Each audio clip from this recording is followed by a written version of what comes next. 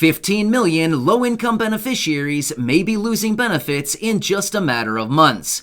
Also, student loan payments are set to resume in just a few months from now, and the major pushback that they're now seeing. And a setback for Democrats when it comes to the stimulus package. And lastly, a new Gallup poll showing how Americans truly feel about the economy. I have all the details for you in this video. Let's get into it right now. But if you're new here or if you haven't done so yet, make sure to subscribe by hitting that button right down below the video, as I'm here for you every single day with all the latest details, as information is changing very rapidly right now, and I truly get it. The struggle is real. There's a lot of people that are really having a hard time right now. I read through hundreds and hundreds of comments down below, and I truly get it. There's a lot of people that are really having a hard time right now, and I want to do whatever I possibly can to make sure that you're staying tuned with everything going on, as well as anytime that something comes out, whether it's an announcement, some kind of reform, a program, money, benefits, anything else we can possibly get our hands on, I want to make sure that I'm telling you about it immediately so that we can take advantage of whatever happens to come out. So again, thanks so much for joining me. I really do appreciate it. Subscribe down below if you haven't done so yet, and let's get right into the update. All right, so let's quickly talk about this new Gallup poll that was just released, talking about how Americans truly feel about the economy. Well, first off, before we get into that, let me know down below, if you're interested in doing so, by the way, how do you feel like the economy is doing? Because everybody has their own perspective on the whole thing, and I'm just kind of curious, how do you feel in this community right here? How do you feel about it? Do you feel like the economy is doing great? It's all sunshine, roses, fields full of daisies and butterflies? Or do you feel like it's just so-so? Or do you feel like the economy is going down the tubes, if you know what I mean, right?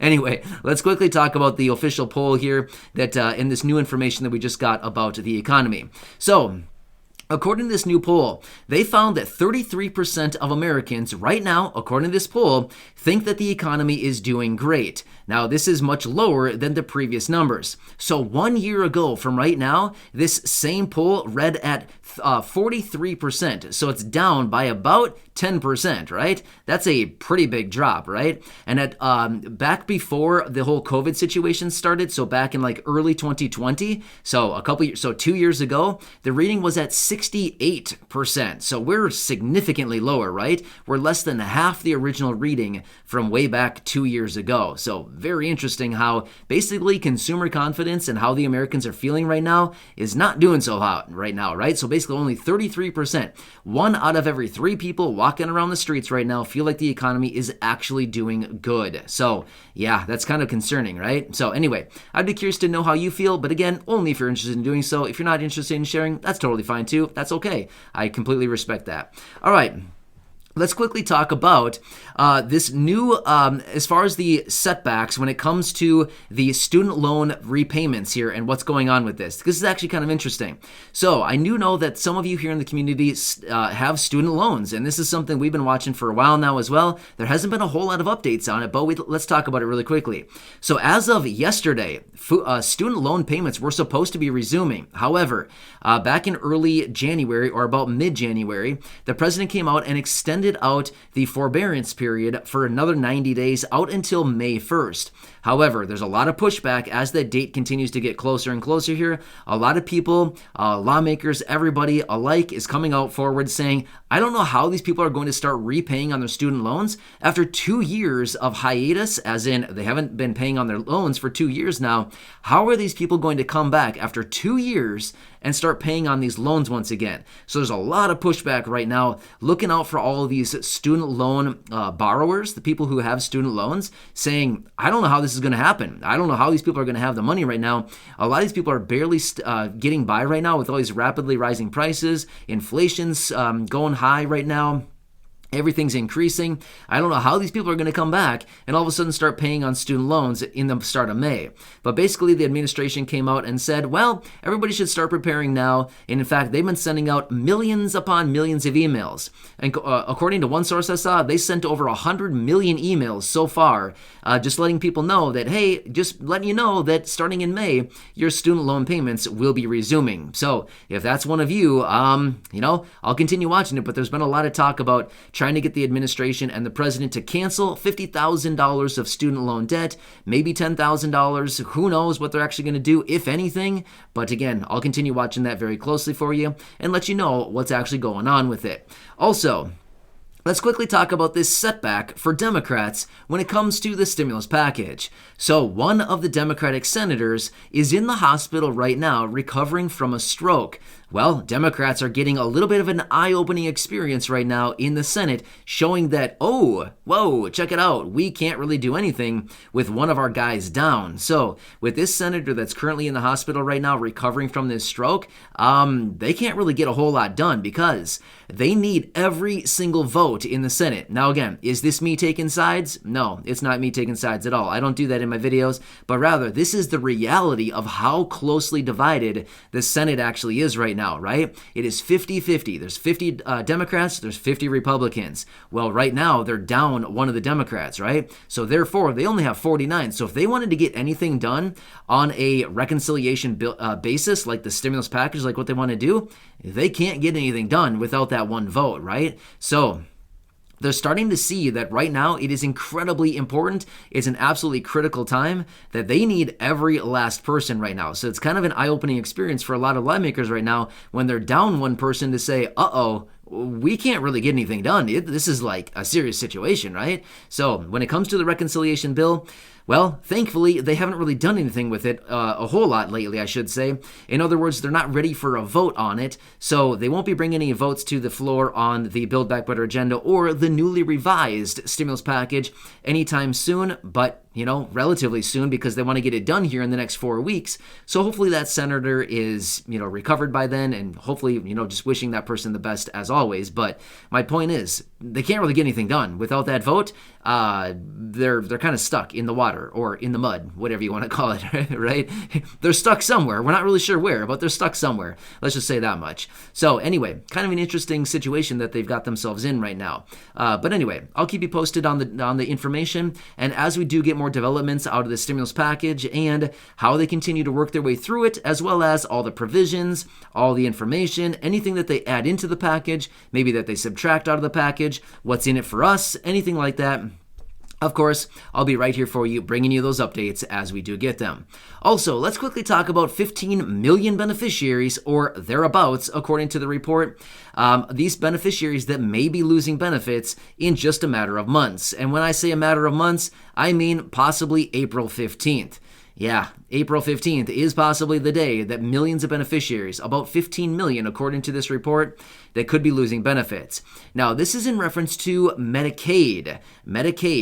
So if you're somebody who's receiving Medicaid, this may pertain to you. Now, here's the deal. Since this whole COVID situation went into effect and the whole public health emergencies have been in place, they haven't been taking into consideration who is actually eligible for Medicaid, and they haven't been auditing all of these accounts and individuals getting Medicaid services. As a result of that, as long as the public health emergency is in place, they're not going to be doing anything like that. They're not going to be overseeing who is taking or who's getting benefits, who is enrolled in the program. They're not going to be auditing any of these individuals in the program. However, once the public health emergency is actually dropped, which, by the way, as of right now, it was extended from mid-January through up until April 15th. So therefore, the public health emergency is through April 15th as of right now. However, if it happens to be canceled on that date and it does not get extended once again, which, by the way, it's been extended multiple times here over the last 2 years, if it does not get extended after April 15th, then states might start to think, we're not really sure what to do here because there's all these beneficiaries. We simply don't have the funding to continue paying and helping out all these beneficiaries. We're going to have to start auditing all of these individuals, as in figuring out who actually needs the services, who's eligible for this, and whoever isn't can't be taking all these benefits. So the point is, in mid-April, we may be looking at a huge basically loss of benefits for about 15 million beneficiaries, as we mentioned. So yeah, wow, right? That would not be a good thing. And here's the thing too, what's interesting about this is Medicaid is a program that is set up for, yes, you called it the low income. Those individuals who need a little bit of extra assistance with everything going on. Well, therefore, if somebody's getting Medicaid services, you'd probably think, hey, they probably need some help right now, right?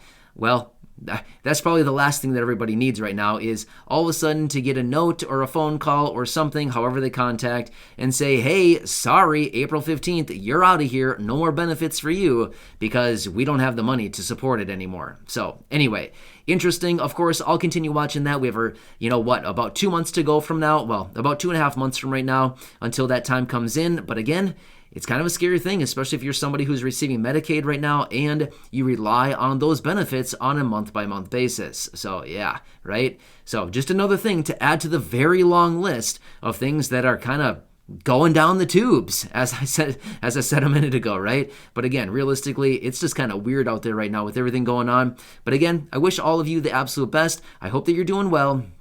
I hope that your day is going well. And of course, I'm continuing to watch everything very closely as we get more details on anything going forward. There's so much going on right now. It's unbelievable what's happening out there. I will, of course, continue to be right here for you with all those updates. So again, if you haven't done so yet, make sure to subscribe down below, share the video or any others here on the channel with your friends, family, and social media.